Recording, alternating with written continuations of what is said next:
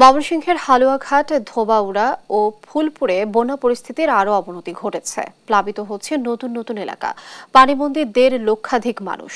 এই বিষয়ে বিস্তারিত জানবো। ময়মনসিংহ থেকে যোগ দিচ্ছেন সহকর্মী ইলিয়াস আহমেদ। ইলিয়াস, এই মুহূর্তে বন্যা পরিস্থিতির কি খবর রয়েছে আপনার কাছে, জানাবেন।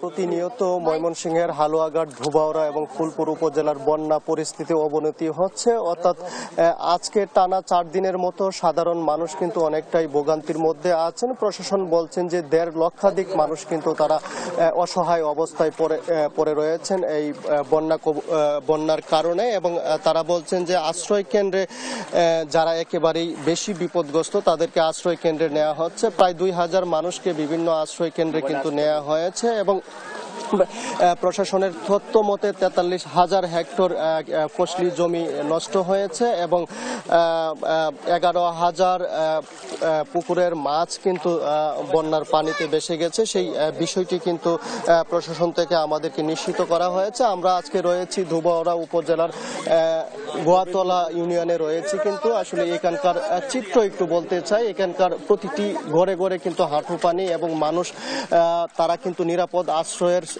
স্থানে কিন্তু তারা চলে যাওয়ার চেষ্টা করছেন এবং অনেকেই কিন্তু নিরাপদ আশ্রয় কিন্তু খুঁজে পাচ্ছেন না। সেই বিষয়টি কিন্তু আমরা লক্ষ্য করেছি এবং এখানকার যে স্থানীয় ইউনিয়ন পরিষদের চেয়ারম্যান রয়েছেন তিনি কিন্তু দেখেছি যে সকাল থেকেই কিন্তু বিভিন্ন এলাকা পরিদর্শন করছেন এবং সাধারণ মানুষের পাশে দাঁড়ানোর চেষ্টা কিন্তু তারা করছেন এবং এই এলাকার দুর্গত এলাকার খবরাখবর কিন্তু প্রশাসনের উচ্চ পর্যায়ে পৌঁছে দেওয়ার চেষ্টা করছেন।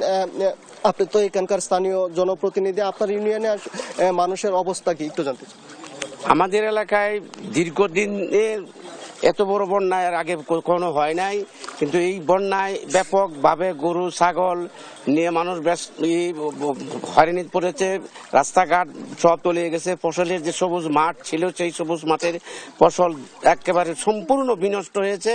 এই পর্যন্ত কোনো সরকারিভাবে কোনো সাহায্য সহযোগিতা কেউ করে না এবং সরকারি নেতৃবৃন্দ যারা